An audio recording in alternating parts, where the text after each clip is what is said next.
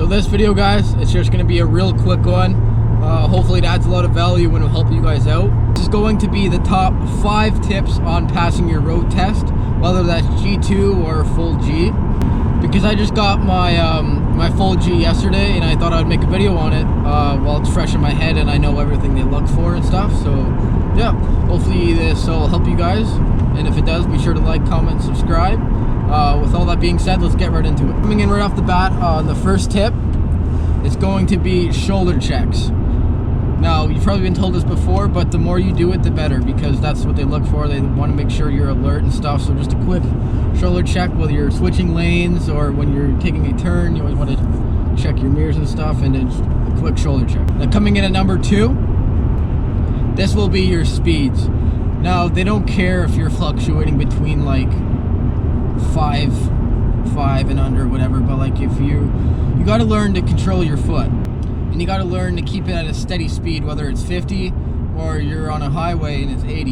You got to learn to just keep it at that speed, because if they see, they're going to look over and see if your speed is fluctuating or not, and they'll actually dock you points on that. So that's another great tip. Coming in at my third tip, this one is going to be just knowing your surroundings. So wherever you book the test, I recommend getting there about an hour and a half early and just driving around the town, getting to know the streets, look out for the one-ways. Like me personally, yesterday I was there an hour early and just practiced parallel parking over and over and over again, and just getting used to where you need to stop at the stop signs. They always want you to stop before, and then if you can't see, creep forward a bit, another stop, look both ways, and then continue. Now, coming in at number 4, fourth tip is going to be just basically your mindset going into it.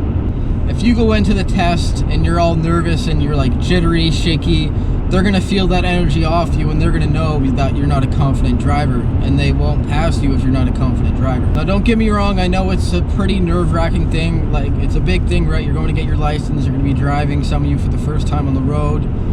So the main key is just when you get there, focus on your breathing, take deep breaths. No matter what, you're going to do fine. That's a lot, as long as you practice, that is. If you have no practice and you're just trying to jump in a car and go eat your test, well then you're obviously going to be really nervous because you have no idea what you're doing. That's going to be my 5th and final tip, which is getting familiar with your vehicle.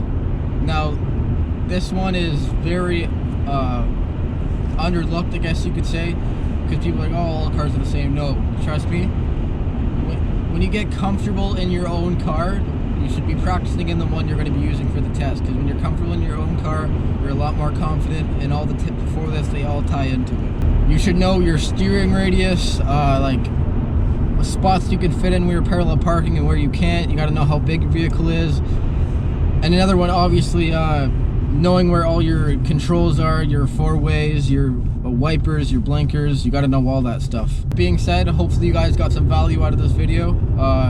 Just wanted to make a quick little video. It's a beautiful day for a drive, so I wanted to go for a little drive, and this stuff was fresh in my head, so I thought I'd let you guys know and hopefully help you guys out pass that test.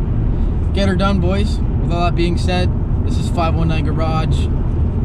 Cheers.